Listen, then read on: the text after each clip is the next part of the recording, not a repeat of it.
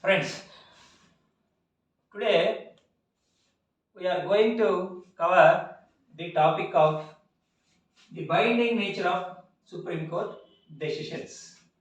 That means Article 141 of Constitution of India. We know that judgment of the Supreme Court binds on all courts in the territory of India. As a practicing advocates or law students, we know that the importance of the judgment of Supreme Court. Then we may heard several words like doctrine of precedent, doctrine of stare decisis, and the words like ratio decidendi, arbiter dicta, per incurium, sub silentio, doctrine of prospective overruling, etc. etc. So, what is the base for all these words? That is Article 141.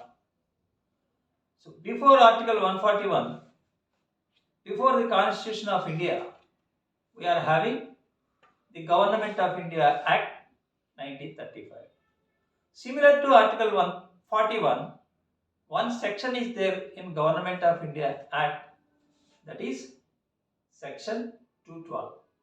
So, when we see the background of the Article 141, we have to look into the Section 212 of Government of India Act. What is Government of India Act Section 212? I will read. It provides the law declared by the federal court and any judgment of the Privy Council shall, as far as applicable, be recognized as binding and shall be followed by all courts in British India.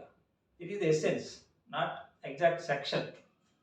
So, the law declared by federal court and the Privy Council will bind all courts situated in British India. That is section 212 of Government of India Act 1935. This is the base for Article 141 of Constitution of India. Then what is there in Article 141 of Constitution of India? Coming to the verbatim first, then we will see the next. What is verbatim of 141? Heading is law declared by Supreme Court to be binding all courts.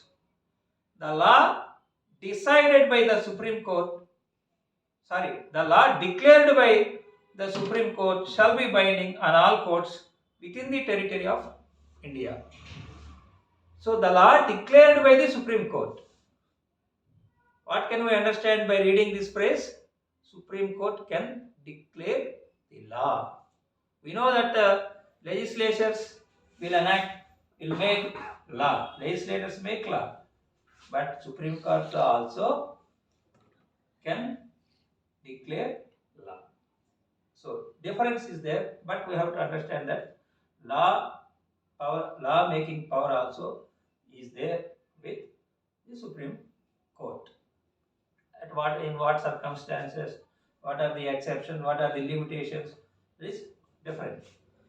So, Supreme Court can declare the law. That is one part. Come to immediately a question. The entire judgment of the Supreme Court, are all judgments rendered by Supreme Court are having this binding nature what is advised by Article 141? 141 says law declared by Supreme Court is binding. Then what is law? That we have to filter. We have to filter the language of the Supreme Court. We have to filter the by various reading of various judgments of the Supreme Court. So all the judgments in their entirety are not law. You know that judgment is having several parts, like facts of the case, arguments of the councils, various legal submissions made by the government or other sides, several sides, and observations, passing remarks, observations of the Supreme Court, questions raised in the judgment question case. So decision of the decision of the Supreme Court. So several parts are there. In all those parts, what is binding on the courts of India? What is binding the High Court? That means one portion will bind. So before entering into that portion, we have to know the meaning of the term doctrine of precedent. You know that we are having sources of law. Legislations, all acts, one of the source of the law. In the same way, precedent also one source of law. This precedent is common in England. We adapted the same. So this is a practice of the common law in England. In the absence of the statute and constitution, in England, you know, there is much value for the precedents. We adapted the same. So precedent is one of the source of law. Then what is doctrine of precedent? It is a principle of following previous decisions of the court within its well-defined limits. It is a principle of following previous decisions of the court within its well-defined limits. That means what? It significantly declares that case must be decided in same way when the material facts are the same. So in similar facts, in ideal material facts are there, and similar decision should be arrived. Because there must be uniformity, there must be consistency in judicial decisions.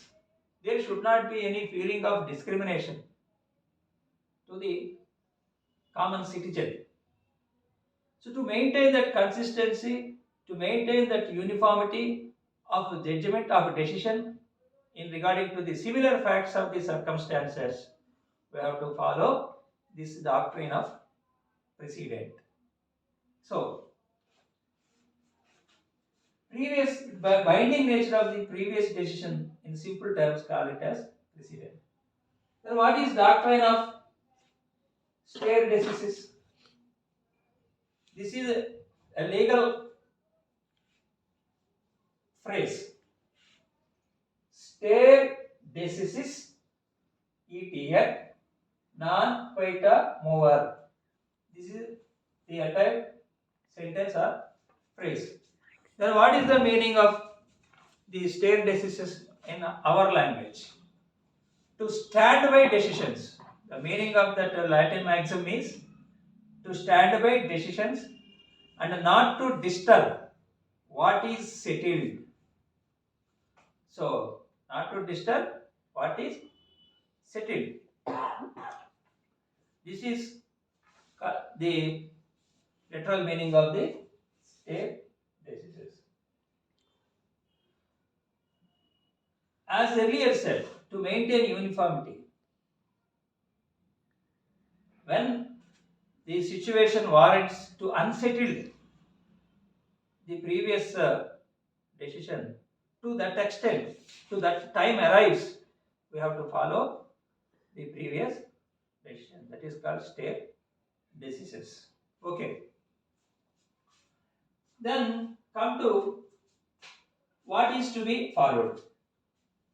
What is to be binding? What is binding in courts? We know that there are two important terms in a judgment. That is ratio, Decidendi, one word, and arbiter dicta, another word. Come to ratio decidendi. Then what is this ratio decidendi? As I earlier said, there are several parts in any judgment. We are not concerned with all other parts.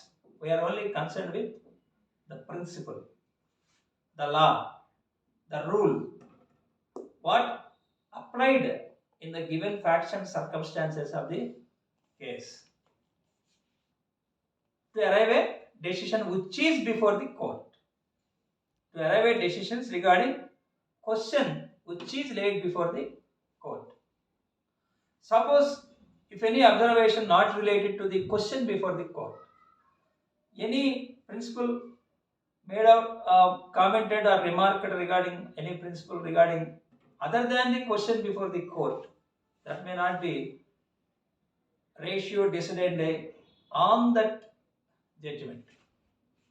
So, ratio decidendi means in the given facts and circumstances of the case, what rule applied, what law applied, what principle found out, then it is ratio decidendi. In words of the Supreme Court, we will see, not in our words.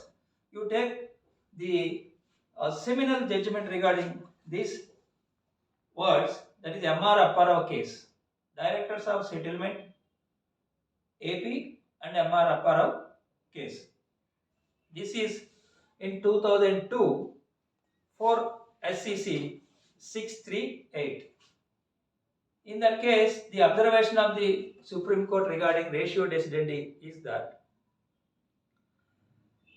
it is principle found upon a reading of a judgment as a whole in the light of the question before the court that forms the ratio and not any particular word or sentence. So, principle found upon reading a judgment as a whole. What Supreme Court told? Principle found upon. What principle we found? That is not any other sentence or word. You take it in another judgment. Fida Hussain versus Moradabad Development Authority. In this case, what is ratio decidendi stated by the? Of course, ratio decidendi or law declared is synonym, because law declared means 141 word, article 141 word. Ratio decidendi is a Latin word. So, the principle called out on reading of a judgment as a whole in the light of the questions raised upon which the case is decided, that is called law declared or declared law or ratio decidendi. Principle called out on a reading of a judgment as a whole in the light of the question raised.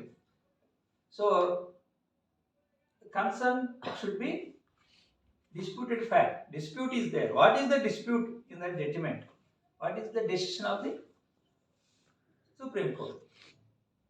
What is the law applicable to come to that decision? So, it is a link. What is the link between question and decision? That is called ratio decidendi. The another judgment which decides the ratio decidendi is Municipal Corporation of Delhi versus Gurnam Kaur. This is 1989, 1 SEC 10. Municipal Corporation of Delhi versus Gurnam Kaur. 1989, 1 SEC 10. What says? What is quotable as law? In this case, the Supreme Court given clarity regarding what is quotability, which can be quote as law. Principle of the case, it is a ratio decidendi. The only thing is the principle upon which the case was decided. Statements which are not part of the ratio decidendi, so is after dicta. It becomes after dicta. But what is ratio? Is the principle upon which the case was decided. So all are similar words. You take any judgment similar to these words, Supreme Court has given definition to ratio decidendi. So these are the regarding ratio decidendi. Next, we come to arbiter dicta. So what is arbiter dicta?